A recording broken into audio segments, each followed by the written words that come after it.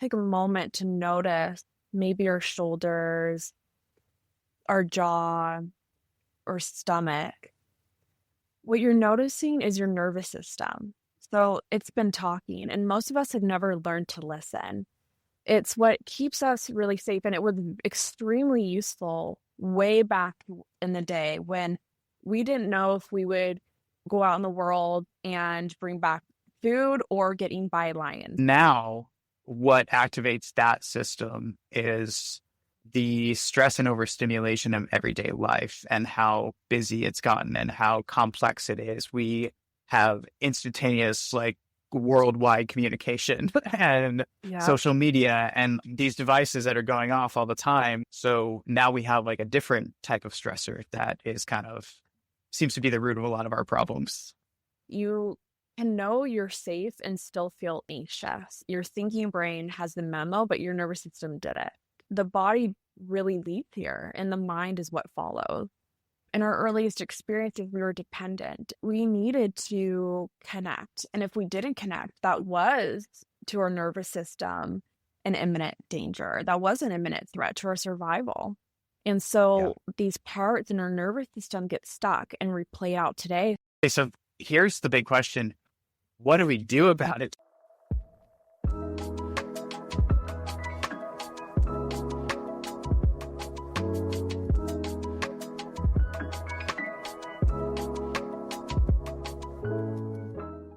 Hey everybody, what's up? Welcome to the Higher Human Podcast. Today I've got a special guest. Her name is Taylor Schwartz. She's a somatic and psychodynamic therapist and owner of Inner Strength Therapy practicing in Beverly Hills, specializing in anxiety, trauma, narcissistic abuse recovery, and couples. Her work integrates depth psychology, nervous system healing to support clients in reconnecting with themselves, strengthening emotional resilience, and creating meaningful, lasting change. Welcome, Taylor. Thank you so much for coming. Yeah. Hello. Thank you for having me. Yes, of course. So, I'm so excited to talk to you about what you do and how your work differs from traditional talk therapy in certain ways, and what the nervous system can really bring us in terms of actual fundamental healing, and going over all the things that come up in life that incorporate into this, So tell me, what is the nervous system to you? What does it represent? How does the science and just the basics come into it? So how I like to introduce the nervous system is really inviting yourself to just notice what's in your body right now. So can we take a moment to notice maybe your shoulders, our jaw, or stomach? What you're noticing is your nervous system. So it's been talking, and most of us have never learned to listen. So going into that question of what is exactly that nervous system, it's really our body's internal safety alarm system. So it has a way of constantly scanning for danger or safety. And so with the danger, it can be what we call this fight, flight, freeze, fawn response. Yep. So it's what keeps us really safe. And it was extremely useful way back in the day when we didn't know if we would, go out in the world and bring back food or get eaten by lions. So that really helped us stay in such a mode where it helped us survive. Well, fast forward today, we don't really have that similar challenge. What we have are more modern day stressors. And so with those modern day stressors, our nervous system still responds in the same way, even if there's no actual imminent danger in front of us. So when you look at it, we also have the safety, part, the safety part of our nervous system. So that's in charge of feeling at rest, connected, how we think, how we regulate. And so when we look at our nervous system, a lot of times we try to regulate it with logic. Like, for example, just relax. Maybe we've had that self-talk before. But the nervous system responds to body signals. So more of that breathing, movement, touch, and tone. Right. So, When mhm, you're like when you're thinking thoughts, like you're like, oh, if I think better thoughts, I'll just calm myself down. And sometimes that might work, but if you're already up here, it's not gonna work, you know? exactly. Even if your brain has the memo, your nervous system didn't. Right. So, the body, I like to say, is the body leads, the mind follows. Hmm. Absolutely. So, what is the nervous system? So, we have the autonomic nervous system that's made from two parts. We have the sympathetic part of our nervous system, and you may have heard the term fight, flight, freeze, fawn, response. So that's our Yes. danger part of our nervous system that really searches for any danger, like that alarm system, I like to call it. So it's constantly Hmm. scanning. And then we have what is called the parasympathetic part of our nervous system, which is in charge of safety. So feeling at rest, connected, thinking and regulated. So we have what is called this kind of neuroception, and the scanning happens really below a conscious awareness. So we're not even aware of what we're looking out for in the sense. So yeah, leaving with the body leads, and I think another part is like using the mind. You can know you're safe and still feel anxious. So it's going Yes. back to your thinking brain has the memo, but your nervous system did it. So Hmm. the body really leads here, and the mind is what follows. Right. Okay. Well, that's really helpful. And, yeah, as we talked about, it's like we evolved from hunter gatherers Mhm. and, who had mere stone tools most of the time to protect themselves Yeah. from sometimes animals that were much more powerful than them. So like every day going out to find food to survive, there was some immediate threat, whether it was something foreign that you didn't understand or an animal that just could sneak up on you and, out muscle you basically.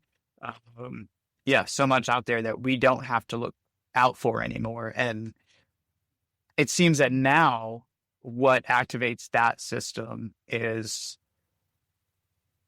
the stress and overstimulation of everyday life and how busy it's gotten and how complex it is. We're not just communicating with each other in small communities. We have instantaneous, like worldwide communication and Yeah. social media and, these devices that are going off all the time when, you're in the middle of just trying to think about anything.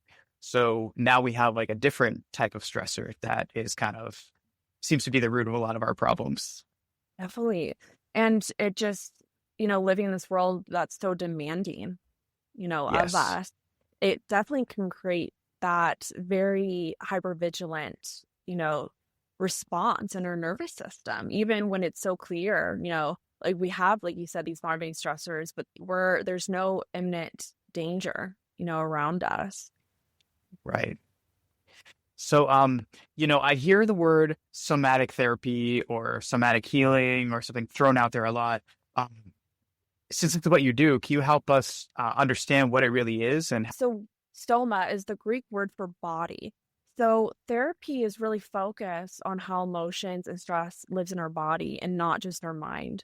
So, the Mhm. typical, I like to call it, we're used to this top to bottom therapy. So, the typical top to bottom therapy is, focusing on the top, such as what are you thinking, right?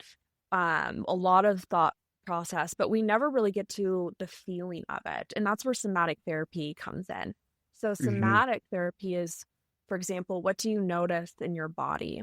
Really looking at body awareness, tools such as breath work, gentle movement, and to really help our body access that safety parasympathetic part of our nervous system to access that place of peace and feeling at rest to help us get unstuck out of that, you know, danger response of our nervous system. So Mhm. when you look at, what I really enjoy Dr. Peter Levine's work, and he talks about how trauma really lives in the body and the Yeah. body has to be released through the body. There's just that Yeah. in order to resolve that. Oh yeah, there's so many people out there doing these like teaching people how to do these releases, like a psoas release. Have you ever seen one where somebody has like a huge traumatic release, like stretching out their psoas like up into their diaphragm and stuff? Mm. It's really interesting to see like people carry certain traumas like through the hip area, and some people Yeah. carry it up here through the shoulders and the back, and just different spots in your body that just seems to be more affected by it than others. And it's interesting to see what can happen when something like that releases. Yeah. And as you mentioned, it can show up differently in different parts. And it's really Hmm. important to hone in on those parts because it Right. everyone's unique. We're all unique individuals in how we experience trauma. Yeah. So, so it's one way. And so where we see these things show up in the body, it can actually create chronic tension over time. So for example, let's imagine that you find yourself feeling really tight in your shoulders. So holding that tightness in your shoulders over time, your body's gonna just feel that chronic tension. It can actually lead to chronic pain in the long run. So we really want to help get out of this unshakable exhaustion of this freeze state that may be caused. And so, um, where we find ourselves with many people and many clients that come to see me is those that have that insight, but the body still hasn't caught up. And so somatic work really helps bridge that gap. And it can be that missing piece that lets understanding land in the body where it can actually change something. And the question to really ask ourselves when it comes to our experience is if the body is holding all of this, being curious with what put it there. That would be the root of it, would it not? Mm-hmm. That Yeah, would be the so root of things. exactly. And so it makes you kind of go to this bottom of the iceberg. When we think about an iceberg, we see what's on the surface, our conscious thoughts. Right. Maybe we see on the surface, okay, my uh, shoulders are tense. My shoulders are tense. My heart's racing. And we're aware of that, right? At the bottom of the iceberg, that's what's keeping the iceberg afloat. So what's Yeah. driving that to stay afloat in the first place? So somatic work really helps get to that bottom of the iceberg and address it there. I think it's so powerful. Just, Mhm. like talking about your problems and then treating the body at the same time, is key because, it'll fast forward whatever. Like we said, just talking about it, trying to think more positive thoughts isn't really it sometimes. Yeah. It can get you a certain distance, but it may not get you all the way, in that sense. All right. So here's the big question, Taylor. What is trauma and how does it contribute to all of this? And how does it get stuck with us? Mhm. What are the different kinds? Let's go into all that. So the clinical foundation of what we're taught about trauma is we heard of PTSD, so post-traumatic stress disorder, and that is a single event. There's a clear before and after, and we might experience some flashbacks or nightmares. And we have is also complex PTSD. So this is more of this prolonged, repeated, and it's usually relational. It can happen in childhood when it's between another person, but usually a primary caregiver, where it creates Mhm. emotional dysregulation, shame, or any identity fracture. So, Right. I guess the best way to describe it is PTSD is something overwhelming that happens to you, and complex PTSD is something that happens around you by someone you depend on over and over. Yeah. Genuine question. Is so would you define like big T trauma as like one singular event that is just like really life altering, and then, complex trauma as more like Mhm. just, maybe smaller, not as in a vacuum, not as severe, but prolonged over such time that it breaks down the psyche in that way? Yeah. So really, actually, it can be opposite. So complex PTSD can actually be more impactful because it's something that happens over and over and over again. It's almost like Mhm.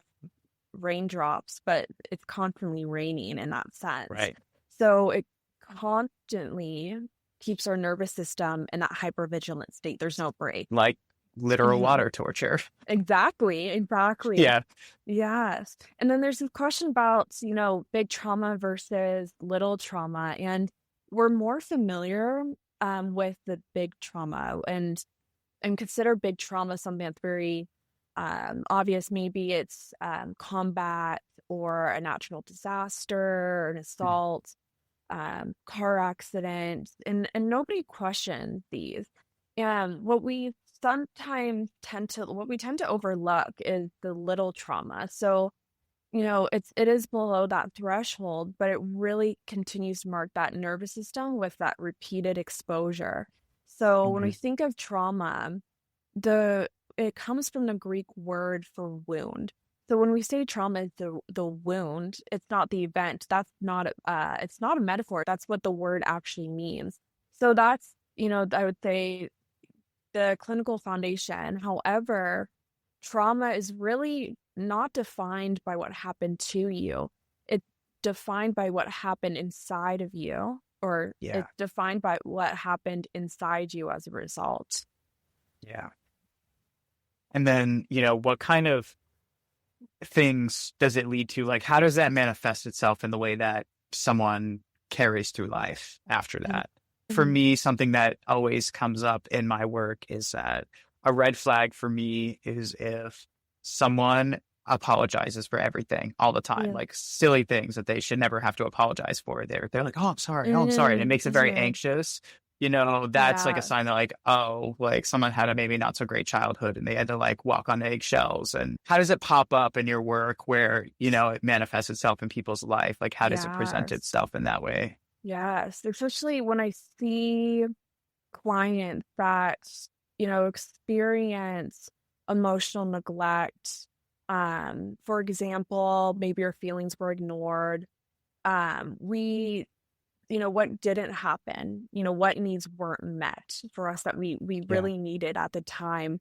And what ended up happening when our feelings get ignored, we end up as a human being, and Dr. Gabor Mate explains it as we lose our authenticity to maintain attachment, to maintain Yes. connection. So that can be a consequence, of, these uh hidden traumas Mm. is losing our the authentic self to Yeah. connect with others. Yeah. Um, Like choosing bad partners and also yes. chameleonizing yourself to like be kind of like them and whatever. Mhm, mhm. Yes. Because if you think about it, in our earliest experiences, we were dependent. And so we needed to connect. And if we didn't connect, that was to our nervous system an imminent danger. That was an imminent threat to our survival.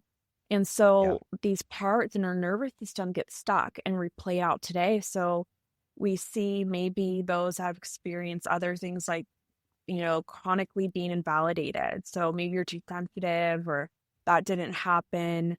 That can erode our self-trust later on in life. Or, we don't know what our needs are because maybe as a child, we became our parent caretaker, and it can feel like maturity, but it's actually loss of ourself, loss of our, you know, own needs. And Mhm. when we have maybe enmeshment, for example, for children that experienced enmeshment growing up, or adults that experienced enmeshment growing up, where the What does that mean? mm, so enmeshment is, and the best way to describe it is where the lines get really blurry between not knowing where the parent's thoughts end and your thoughts begin.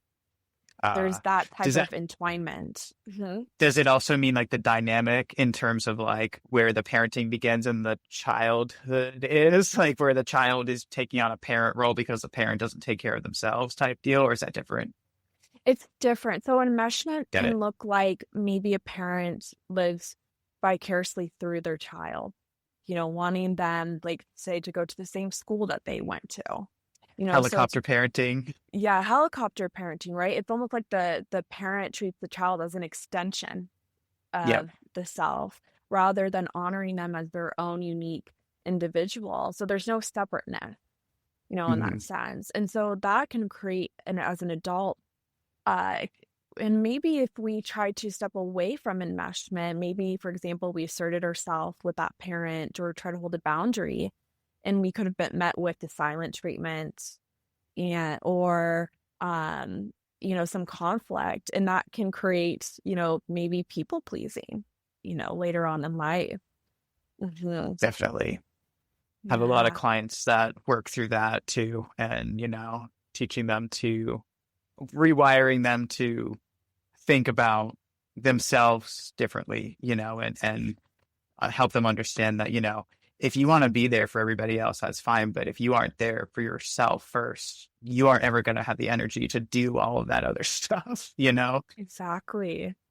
Yeah. Exactly. It plays a role in how you show up for others, how your capacity to show up for others.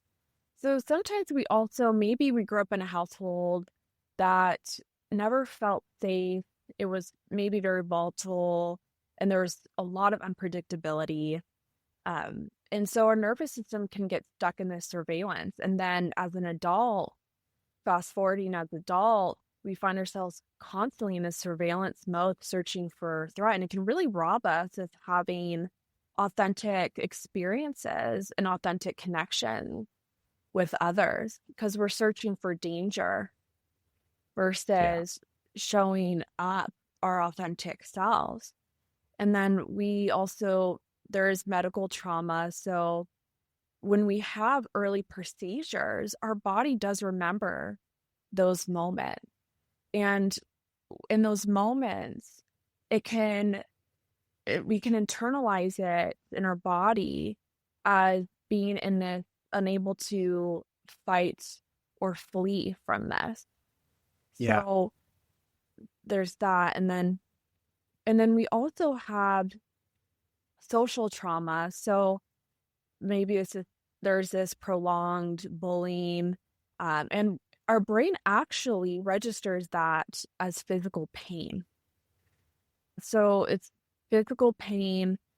And then we have systemic or intergenerational. So whether that's racial trauma, poverty, oppression, it's passed through families. And there's this saying that the body keeps the score. So anytime you experience one of these, your body tallies that. Your body holds on to that over time. And so it's important that we really look at those moments that your body has been holding on to so it doesn't impact how you show up in the world around you. And also sometimes when we also grow up in family, we may witness our parents suffering and maybe they did not have the right tools to Yeah. resource themselves. And when we witness that suffering, that can also be very dysregulating to your nervous system. So, with that happens, our nervous system absorbs it all. And Mhm. we sometimes, in order to soothe our nervous system in those moments, what happens is the child may feel responsible, or try to take care of the parent's suffering and pain. So that in return soothe their nervous system. So that Right. was a way, to keep them safe. So then you find those, dynamic later on in life of feeling responsible for others' emotions. So we end up as adults, we feel responsible for taking care of other people's emotion. And Yeah. I think the biggest thing that we underestimated. You don't have to be hit to be harmed by unpredictability. So the chaos itself is the wound. Yeah, definitely. Those dynamics where it's so hard to break people from those dynamics to where their nervous system is fed by soothing the parent that just never got the right tools. And, one of the hardest things is to try to take somebody from blaming themselves for that and always showing up and always, giving in to that. And understanding, like healing, doing what they have to do to set boundaries, whether I always say you can set boundaries with somebody else and tell them, but you can also set boundaries with yourself and not say anything to anyone, and Yeah. just answer the phone less, limit your time, do what you have to do to stay safe, avoid certain topics, do what you have to do to stay safe and keep yourself in a good space, but breaking people of that pattern of thinking is so, so hard. But it is, I think the sign that you healed from that is you say, you know what? I can't tolerate XYZ, but I understand how you got there and I forgive you because you just didn't have the tools you needed as a kid. Because let's face it, I think generationally, I see this a lot in my work. I don't know if you do too, but generationally, I feel like, the silent generation and the boomers did like almost zero work on themselves and didn't really do therapy. Some of them are joining therapy, but it's like, the percentage is, I think, much smaller than the millennials, Gen Zers, Gen Xers, are definitely progressively getting much more into understanding who they are and what's going on with them and what they need out of life and out of their relationships and how to carry on healthy dynamics. It seems to be a generational difference that people are kind of waking up to this, that our world is changing and we need to kind of understand it to change with it.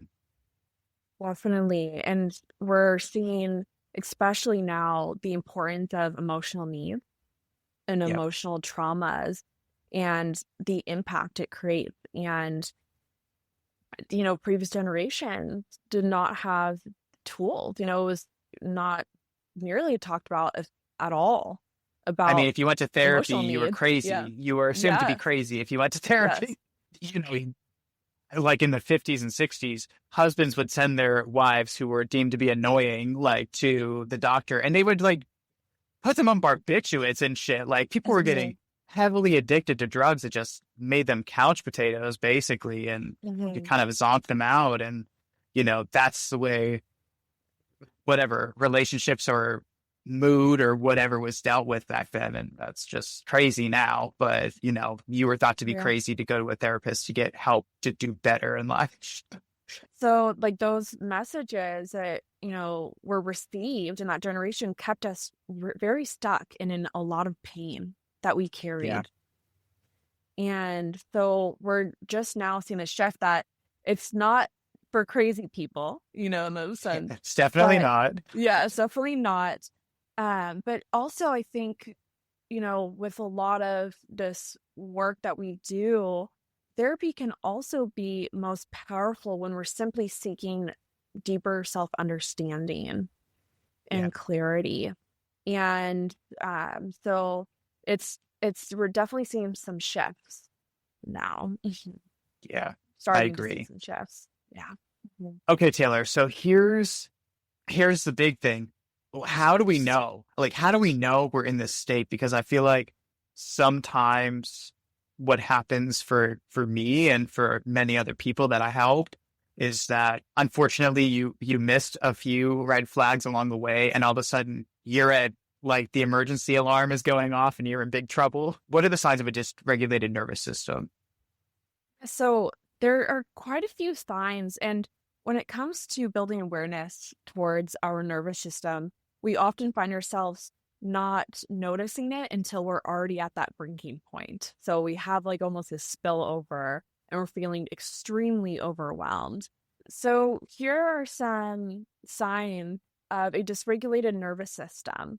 So some of the signs include constantly feeling on edge, maybe a bit overstimulated, So we have difficulty concentrating, such as racing thoughts come up, and we can shut down, withdraw. And that shutting down, withdraw is part of our freeze response in our nervous Yeah. system.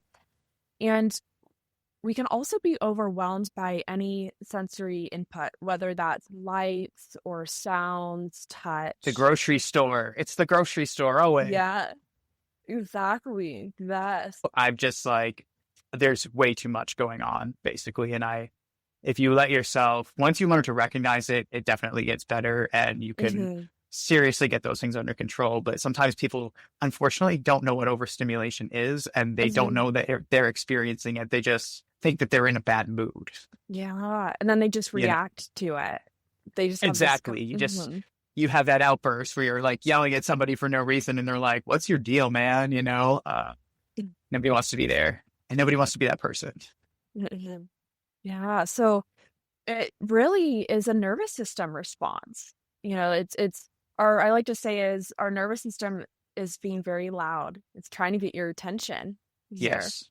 Yeah. And other ways it tries to get your attention also include that chronic body tension, in our jaw. I feel it's very common in our jaw, in our Clenching shoulders. and stuff. Yeah. Jaw clenching. I hear it most commonly in the shoulders when I work with clients. Yes.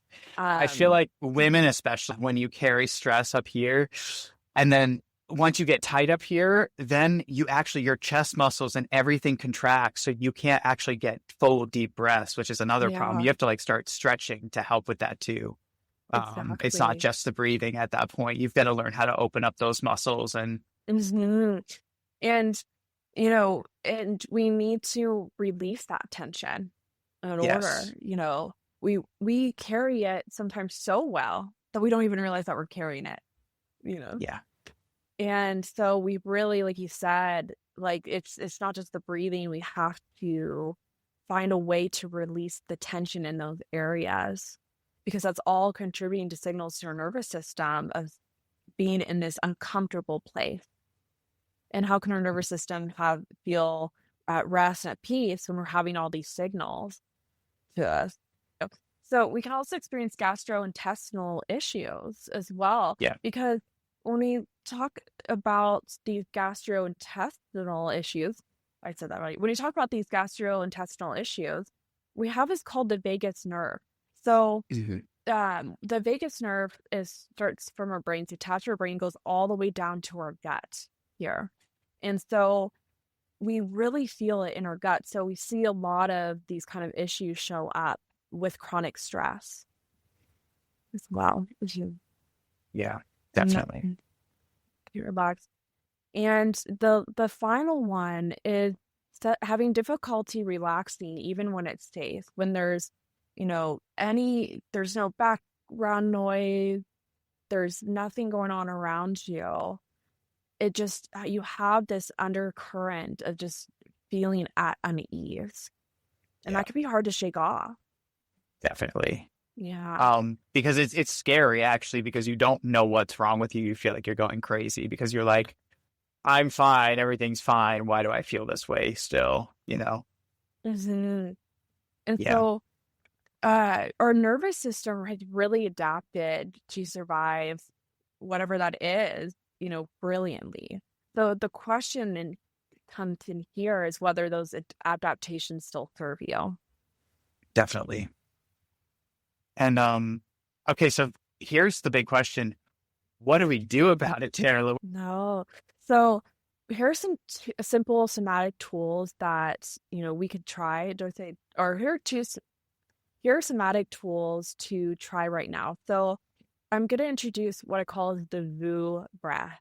So this directly comes from Peter Levine's somatic experiencing work. And it's one of the most powerful vagal toning exercises there is. So, kind of going back to the vagus nerve that is attached from the brain all the way to the gut. So, you may have heard the sound, right? And so Peter Levine found out that the VU sound actually creates an even deeper vibration in our diaphragm. that stimulates that vagus nerve. That's the branch of the nervous system responsible for safety, connection, and calm. It's not about relaxation in a shallow sense. It's about signaling to the deepest parts of your system that the threat is over and you can settle. So we're going to Yeah. do, one of these inhales in. So we're going to do a nice slow inhale in and exhale out.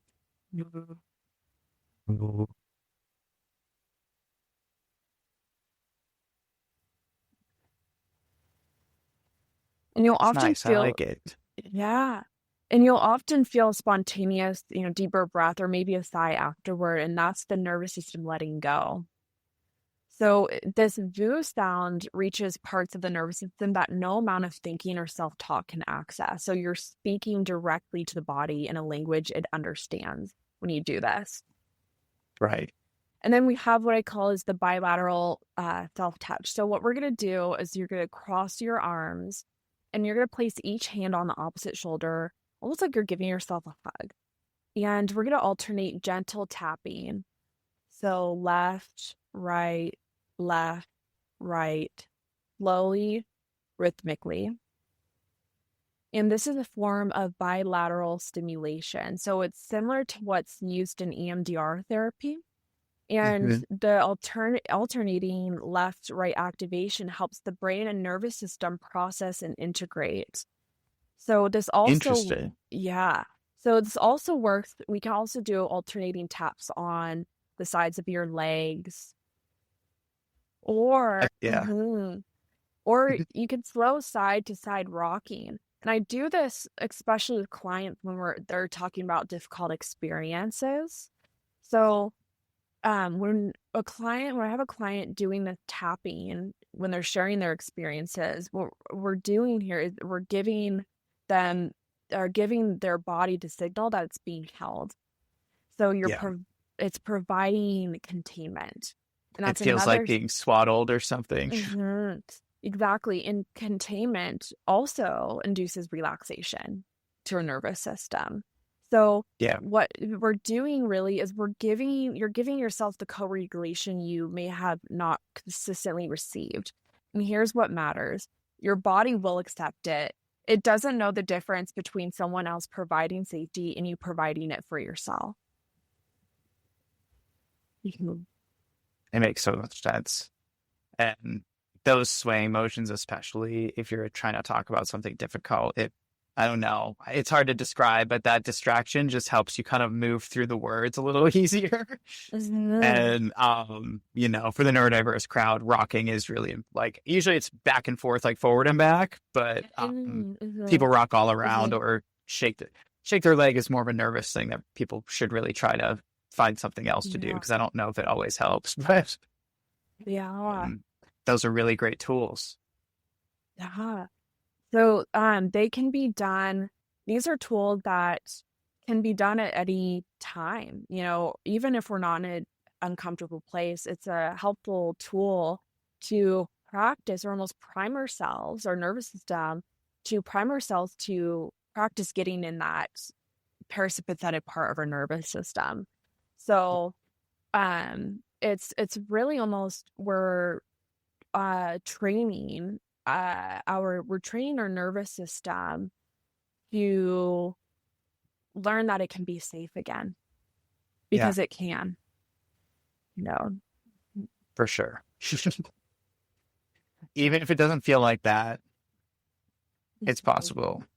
It is with the right Um, support. well, thank you so much, Taylor, for sharing these with us because just from the education standpoint to the understanding certain dynamics that play out in people's lives and how they affect them, to the actual tool, understanding what's overstimulating you and actual tools that will help you work on it. So thank you so much for coming here and sharing this with us. And where can people find out more of your work? And I'll of course, include it in the description as well. So please share where people can find you.